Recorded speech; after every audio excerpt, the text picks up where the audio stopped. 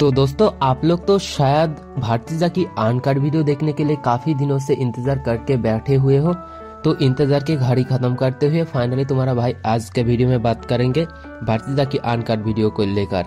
तो वीडियो काफी इंटरेस्टिंग होने वाला है, ये वीडियो को एंड तक जरूर देखना। और जो ने अभी तक वीडियो को लाइक नहीं किया है प्लीज दोस्तों एक थोड़ा सा लाइक करके चैनल को भी सब्सक्राइब करके बेल आइकन को ऑल पे सेट कर देना। तो चलिए मेन टॉपिक पे आगे बढ़ते हैं। तो दोस्तों पहले ये बताओ कि भारतीजा की जो उल्लू पर आज से आज तक सीरीज था, ये सीरीज भाई कौन कौन भाई ने देखा है, क्योंकि ऐसी सीरीज की पार्ट 3 के अंदर एपिसोड 3 के अंदर ही छुपा है भारतीजा की अनकट वर्जन। लेकिन दोस्तों दिक्कत की बात यही है कि ये जो आहत से आहत तक सीरीज है, ये सीरीज की 3rd एपिसोड के अंदर जो भारतीजा की अनकट वर्जन है वो हम लोगों को उल्लू ऐप के अंदर देखने को नहीं मिलेगा, वो देखने को मिलेगा मार्केट में।